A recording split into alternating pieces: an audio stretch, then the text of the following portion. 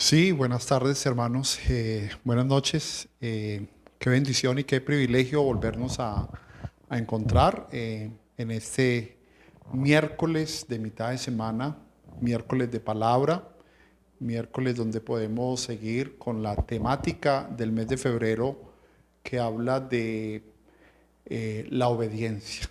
Y en estos miércoles también vamos a seguir la misma temática sobre la obediencia. Y esta noche el título del sermón es ¿a quién obedeces? ¿A quién obedeces? Hemos hablado de que la obediencia es inclusive más grande que la fe. Porque usted puede tener mucha fe, podemos creer, pero si no tienes obediencia, no sirve de nada. Usted puede decir, yo tengo fe en Dios, yo creo en Dios, yo creo su palabra, yo creo esto, pero de palabra, solamente de boca. Pero si usted no hace lo que la palabra dice, entonces ¿dónde están las bendiciones? No por creer solamente, usted tiene que creer y hacer. Si oyes atentamente y obedeces lo que leíste, la palabra de Dios, entonces ahí es donde van a venir todas las bendiciones. No simplemente la palabra dice, si crees, todas estas bendiciones te alcanzarán. No, si oyes atentamente y guardas y crees, obedeces la palabra de Dios. La obediencia, la bendición está en la obediencia, recuerda, no en el simple creer, porque si usted se pone a hacer una encuesta y usted le pregunta a toda la gente de su alrededor, de su familia, de sus amigos, los más cercanos, que si creen en Dios, claro, yo creo en Dios. La otra pregunta es, ¿usted le cree a Dios su palabra? ¿Cree a Dios lo que dice que hay que hacer? Ahí sí ya es un poquito complicado. Entonces, hermanos, no solamente es creer, basta, es suficiente, necesitamos obedecer la palabra de Dios. Entonces, hermanos, esta noche hay una pregunta: ¿a quién obedeces? Porque la verdad es que usted y yo estamos en círculos, en roles, donde tenemos que obedecer a autoridades, los jefes, en el hogar, en la iglesia, en todos los lugares nosotros estamos siguiendo órdenes y obedeciendo. Donde usted vaya hay una norma. No hay ningún lugar donde no haya una ley, una norma. Los países, los departamentos, las regiones, las ciudades, los sectores, si es un conjunto cerrado, ahí hay normas. En la calle hay normas de tránsito, hay leyes policiales, normas. Usted llegó a su casa, hay normas. Todos estamos llenos y sujetos a obedecer las normas. Entonces, yo quiero remitirlos a Hechos 3. Y resulta que en Hechos 3 hay un milagro que Pedro y Juan hacen a un cojo que está sentado a la puerta, la hermosa, del templo. Entonces ellos van a la hora de la oración, a las 3 de la tarde, van y hay un mendigo, un paralítico, un cojo de nacimiento que está en la puerta y lo ponen ahí todos los días a pedir limosna. Y ellos, el cojo le pide limosna a Pedro y a Juan y ellos dicen, yo no tengo oro ni plata, pero de lo que tengo te doy y en el nombre de Cristo Jesús levántate y anda.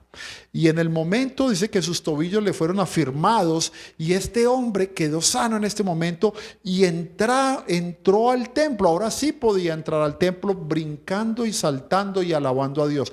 La gente que estaba allí en la iglesia quedaron asombrados. Este no es el paralítico, el que llevamos años viéndolo ahí en la puerta del templo pidiendo limosna. Mírelo, está caminando, viene con Pedro y Juan. Y se formó tremendo alboroto, romería, a raíz de este milagro que Pedro y Juan hicieron a este hombre. Todos lo conocían, pues era un personaje, ya era un patrimonio de la iglesia, podríamos decirlo, ya era un cuadro, una escultura del templo, el paralítico del templo, de la puerta, la hermosa, o sea, ya era ahí, era algo del paisaje natural, digámoslo, por su tiempo estar ahí. Entonces, cuando la gente vio que este hombre ya caminaba, hombre, qué tremendo, y fue al instante. No fue que se fue parando, al otro día caminó un pasito, dentro de 8 días dio 2. No, en el momento, eso fue un milagro tremendo. Entonces, ¿qué pasó? Pedro y Juan en el momento dan tremendo discurso porque la gente quedó conmovida con este milagro, porque conocían al paralítico y vieron lo que sucedió. Entonces se formó tremenda algarabía y Pedro da un discurso acerca de Jesús, del Evangelio. Entonces ahí fue algo maravilloso. ¿Qué pasó entonces luego en el capítulo 4? En el capítulo 4 entonces vienen los sacerdotes con el jefe de la guardia y los saduceos, enojados, muy enojados, porque por la romería, por el milagro, porque se estaba predicando a Jesús resucitado. Y resulta que los saduceos, recuerden, no creían en la resurrección de los muertos. Entonces, para ellos decir que ese milagro se hizo en el nombre de Jesús, el que una vez mataron y crucificaron, pero que resucitó, eso chocaba con la creencia, la doctrina de los saduceos. Eso chocaba con los sacerdotes, porque estaban prácticamente siendo inculpados de que ellos habían matado a Jesús y que la sangre de Jesús corría por sus manos, y entonces se echaban el pueblo de enemigo. Entonces, ¿ellos qué hicieron? En el capítulo 4, resulta que ellos los encarcelaron. Los llevaron los sacerdotes y los saduceos, los llevaron y los encarcelaron. Y permítame, yo les leo el 4, 16 al 21. Mira lo que dice del 16, diciendo: ¿qué haremos con estos hombres? Porque de cierto señal evidente ha sido hecha por ellos, notoria a todos los que viven en Jerusalén, y no podemos negar. Sin embargo, para que no se divulgue más entre el pueblo, amenacémoslo para que no hablen de aquí en adelante a hombre alguno en este nombre. ¿En cuál nombre? En el nombre de Jesús. O sea, que no hablen de Cristo, que no hablen de Jesús, porque se suponía que estaba muerto. Y a ellos no les convendría que dijeran que en el nombre que Jesús había resucitado. Entonces, digo, amenacémoslo para que no hablen. Dice: entonces los llamaron y les ordenaron que en ninguna manera hablaran ni enseñaran en el nombre de Jesús. Pero Pedro y Juan respondieron diciéndoles: juzgad si es justo delante de Dios obedecer a vosotros antes que a Dios. Por eso la prédica es: ¿a quién obedecéis? Porque no podemos dejar de decir lo que hemos visto y lo que hemos oído. Entonces, hermanos, mire, ¿qué hicieron los sacerdotes y los saduceos? Los amenazaron y les dijeron: no prediquen más, no hablen de Jesús, no hablen que resucitó, no enseñen eso, porque se echaban el pueblo y ellos estaban ganando adeptos. Pero ¿qué hacen ellos? Dicen: venga, díganos ustedes, si lo que nosotros hemos visto, es que nosotros hemos visto a Jesús, nosotros hemos oído a Jesús, nosotros estuvimos con Él, nosotros lo palpamos después de que resucitó, estuvimos muchos días con Él, nos predicó, nos enseñó, comimos con Él. ¿Cómo no vamos a contar lo que hemos visto y oído? ¿Obedecemos a ustedes antes que a Dios? No, no podemos, no podemos. ¿A quién obedecemos? Hermano, yo le digo una cosa: hay mucha gente que está queriendo quedar bien con el novio, la novia, con el jefe, con un amigo, para un negocio, y hacen prebendas y hacen cosas y quieren quedar mejor con esa persona que con Dios. Y aquí la palabra nos dice, ¿a quién vamos a obedecer? ¿A ustedes o a Dios? Pues nosotros vamos a obedecer a Dios. ¿Por qué? Porque lo hemos visto y creemos y sabemos que existe. Hermano, y hoy en día el Señor nos pregunta a nosotros, ¿a quién le creemos? ¿A quién obedecemos? Obedecemos lo que Él nos ha dicho, que prediquemos el Evangelio por todas las naciones del mundo, ir y predicar, poner las manos sobre los enfermos, liberar endemoniados, enseñar todas las cosas que os he enseñado, y yo estaré con vosotros hasta el fin del mundo. Vayan y prediquen, hagan discípulos. ¿Usted obedece a Dios o le obedece a la sociedad, a la gente, y que por miedo a ser juzgado, por miedo a ser excluido, por miedo a no ser invitado a ciertos círculos sociales, por no ser invitado a un trabajo, a un negocio, porque usted es cristiano y usted es en cierta manera una piedra de tropiezo, usted es un estorbo, entonces usted prefiere vender los principios, negociar las creencias para ser invitado, para ser acogido en ese círculo social y de influencia? ¿A quién obedecemos?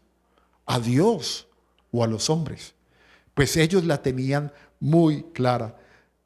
Dice, y luego de que lo sueltan, ellos se van para donde sus amigos, a sus hermanos, y les cuentan todo lo que les había pasado.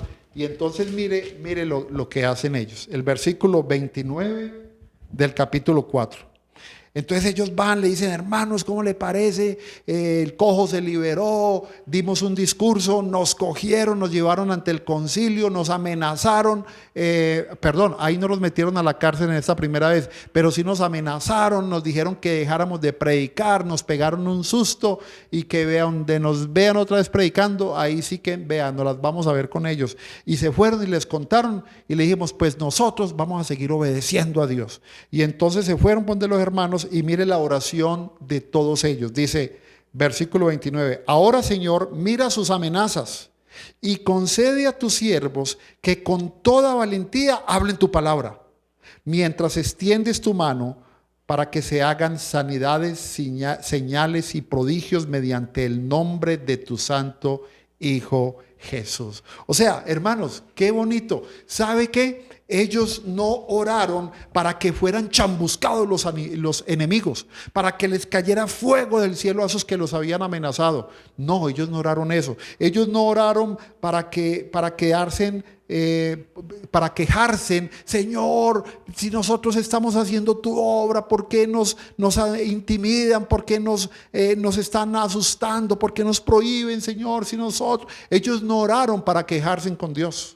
Es más, ellos no oraron para que los protegiera de persecuciones, ni para que los sacara de esa región. Nos amenazaron, tenemos que salir corriendo. No, ellos no oraron. ¿Sabe qué oraron ellos? Ellos oraron para que no se atemoricen, para que les dé denuedo, para que les dé fortaleza. Ellos oraron por fuerza, por valentía, para que quitara todo miedo, toda cobardía. Señor, oramos para que nos des denuedo, para que nos des fortaleza, para que podamos predicar el Evangelio con todo poder y sin ningún temor.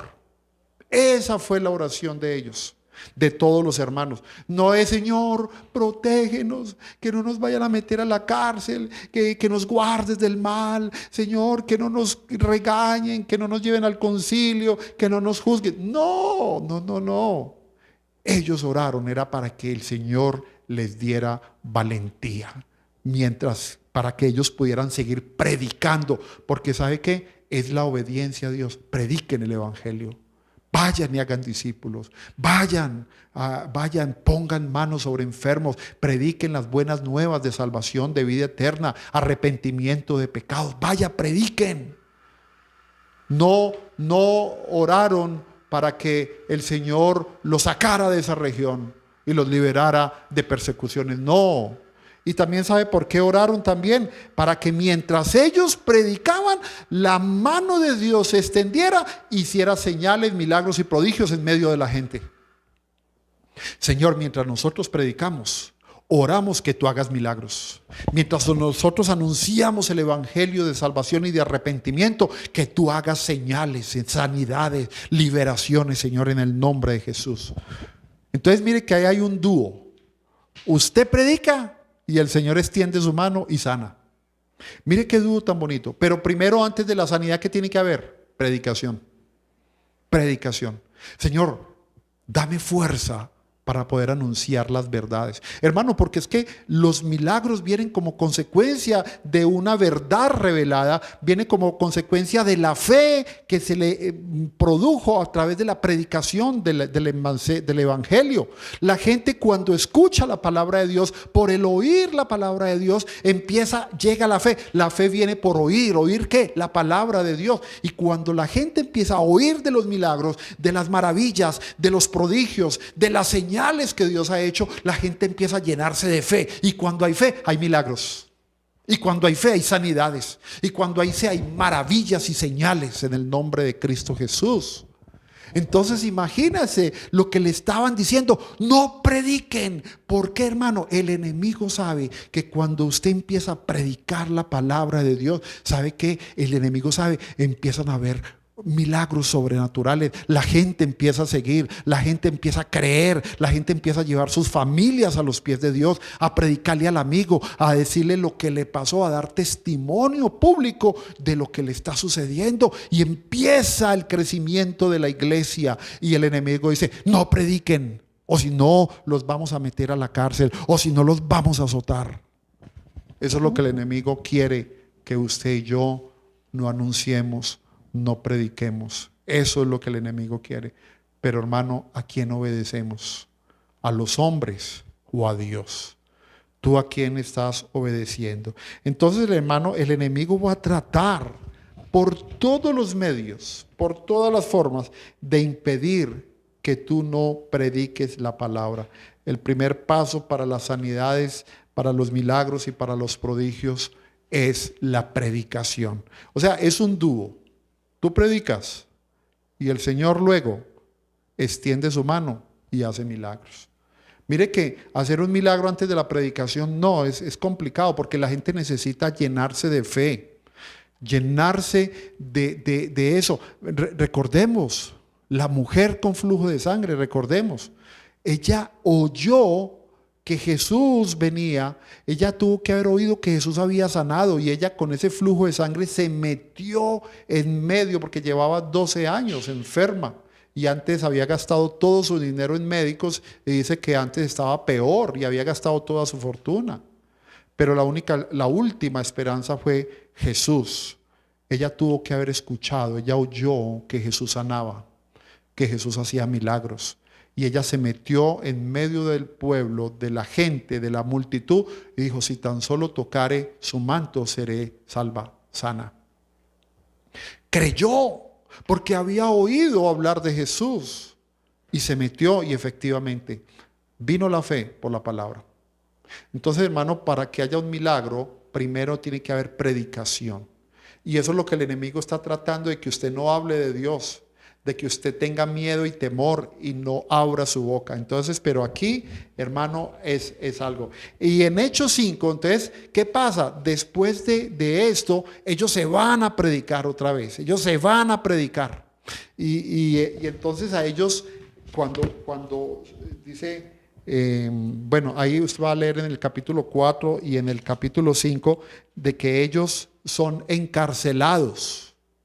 Y les dicen: a ustedes les dijimos que no, porque otra vez están predicando en el templo y hay una multitud y la gente cada vez se hacían milagros, maravillas. ¿Cómo sería de tremendo que cuando iba Pedro y los discípulos iban por la calle, sacaban los enfermos a la calle en camillas, en lechos, para que la sombra de Pedro tocara los cuerpos enfermos y eran sanados? ¿Cómo sería el avivamiento, el poder tan grande que había en estos tiempos, que la sombra sanaba los enfermos y los endemoniados eran liberados, eran sanados también?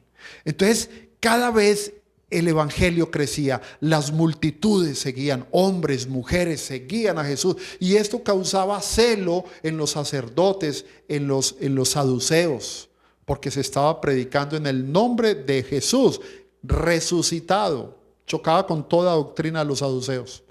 Entonces volvieron a coger a los discípulos y los metieron a la cárcel, a Pedro y a Juan.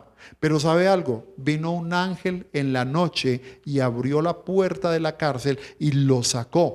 Y los de la cárcel, los guardias, quedaron sanos. Al otro día se armó el concilio y mandaron a llamar los sacerdotes, los principales, mandaron a traerlos a ellos de la cárcel. Y cuando fueron, resulta que los guardias estaban ahí, pero ellos, Pedro y Juan, no estaban ya en la cárcel.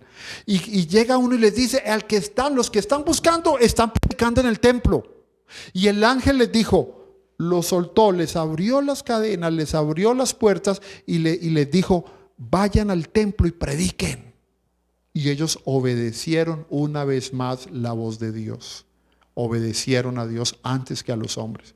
Y entonces van y los cogen. Pero ¿qué pasa? Como hay multitudes, hay gente que ha recibido milagros, los llevan suavecito, por las buenas. Venga, vamos muchachos, que estamos reunidos allí en el concilio y necesitamos, y ellos se van, pero no los llevan con violencia. Y ¿sabe qué le dicen los sacerdotes?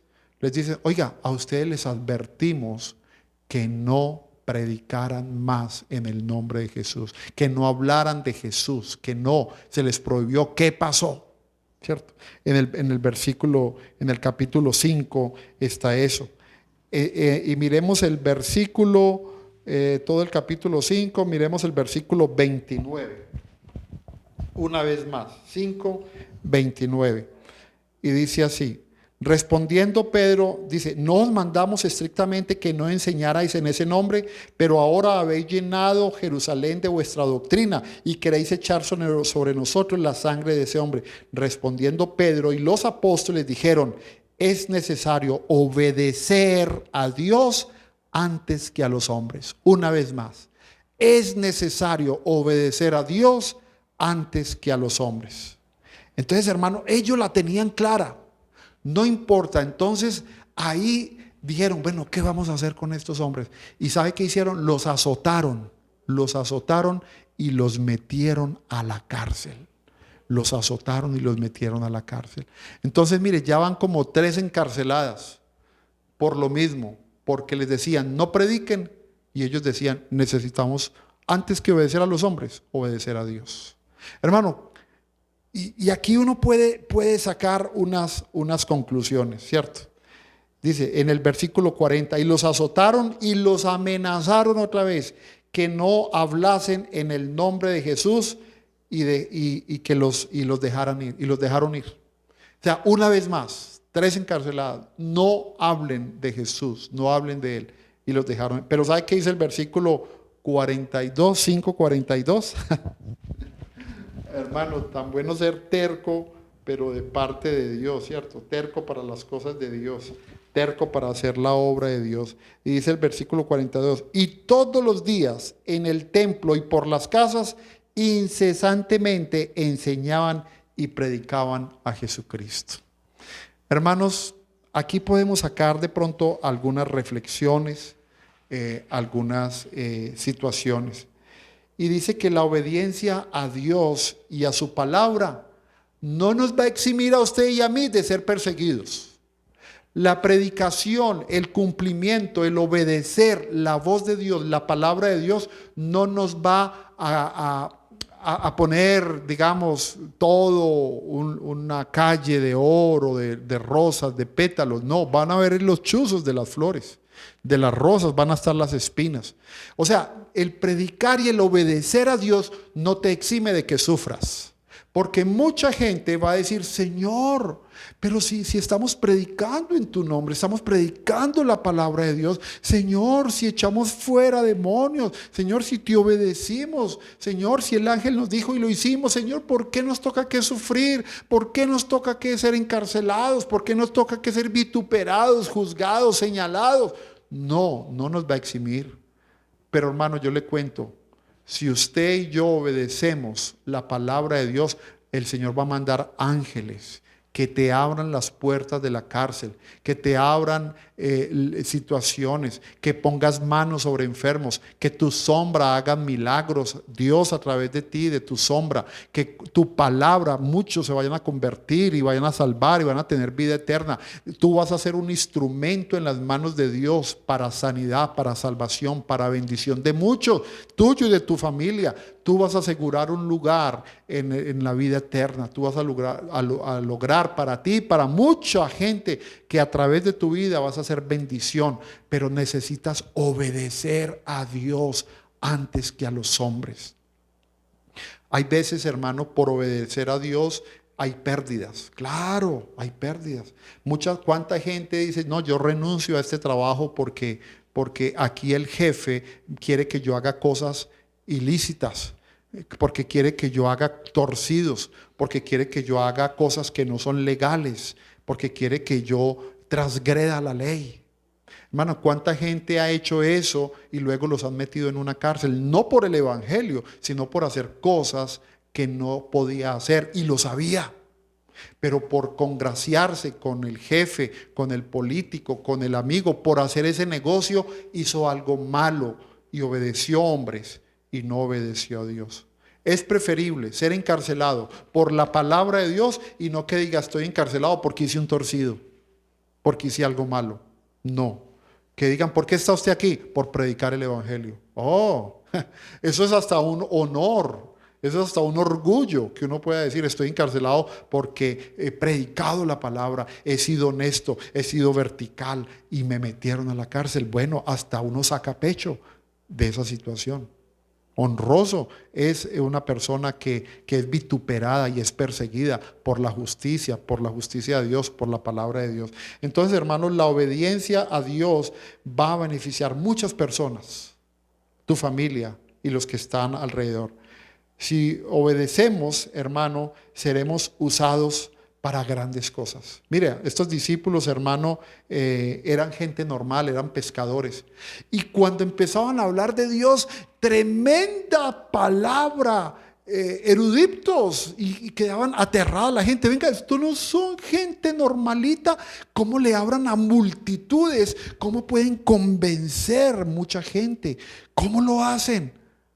Porque, hermano, gente sencilla, gente normal, gente simple, ordinaria, en las manos de Dios son tomadas y quedan con autoridad, con poder en sus palabras, en sus dichos, en sus hechos. Hay grandes manifestaciones de poder y de misericordia de Dios para la gente, para la humanidad. Entonces, hermano, el Señor coge lo simple, lo sencillo, pero que le crea y le obedezca, para poder Él hacer grandes cosas. Él no necesita gente muy intelectual. Ahora, si está, qué maravilla, pero que le crea y que obedezca, que le crea y le obedezca. Hermano, la sombra de Pedro sanaba enfermos. ¿Cómo le parece? La mera sombra, no había pronunciado, pasaba, la mera presencia. Dios coge gentecita y lo pone a eso. Qué tremendo. Va pasando Pedro y la gente se va sanando. De pronto toca a alguien y se sanó de algo. Le dijo una palabra y le llegó al corazón, a la mente, y fue cambiado y transformada su vida, su manera de pensar, de hablar, de decir. Hermano, qué bendición. Qué bendición.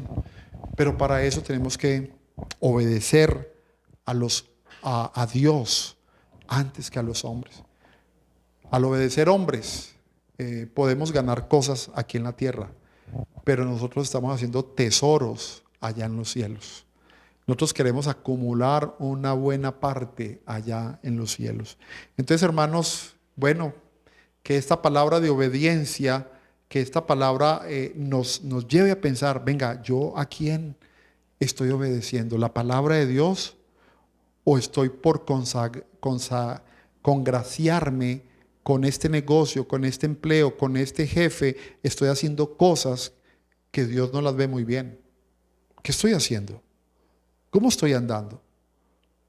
Que es necesario que usted y yo hagamos un pare y reflexionemos acerca de estas cosas. Hermanos, vamos a orar y vamos a entregar este tiempo en las manos de Dios. Padre de la gloria, yo te doy muchas gracias por tu palabra. Gracias porque tu palabra nos confronta, nos instruye, nos corrige, nos redarguye, Señor, para que cada vez nosotros seamos mejores y para que nosotros cada vez estemos preparados para toda buena obra. Bendiga la iglesia Belén, bendiga cada hogar, cada familia, Señor. Y que podamos seguir adelante con tu palabra y que podamos obedecer más a Dios totalmente, 100%, más que a los hombres. Señor, y es una obediencia total, no es una obediencia parcial. Señor, porque como dice el libro de Primera de Reyes, Segunda de Reyes, Primera de Reyes, capítulo 2, versículo 3, de la manera como está escrito en la ley de Moisés. Tú quieres que te obedezcamos tal cual está escrito en tu ley, no como yo crea, no como yo piense, no como yo digo que es, no, es como tu palabra dice, así debo de hacer, así debo de pensar y de obedecer, tal cual. No hay lugar a yo cambiar la palabra, a yo creerla como creo que es, no. Tú me diste una orden, tú nos dices cómo, tú nos das una instrucción clara, precisa y concisa. Y eso, Señor, es lo que queremos hacer, como tú lo dices. Porque si tú lo dices, así es bueno, es perfecto, es agradable. Señor, bendíganos, bendíganos y que podamos agradarte, Señor. Que podamos, Señor, congraciarnos contigo más que con los hombres. Quedar bien contigo y no con los hombres, Señor. Así nos vaya mal, así seamos juzgados, así seamos señalados, así seamos vituperados, Señor. Como dijo Job, así Dios me matase, seguiré creyendo en ti. Oh, Padre, qué revelación, qué palabra, Señor. Porque sabemos que lo que tú hagas es agradable, bueno y perfecto. Creemos en tu palabra. Gracias, Señor. Bendíganos en el nombre de Cristo Jesús. Amén. Amén, hermano, que Dios te bendiga. Envíale esta palabra a alguien que la necesite. Y recuerda, hermano, detrás de la obediencia viene la bendición.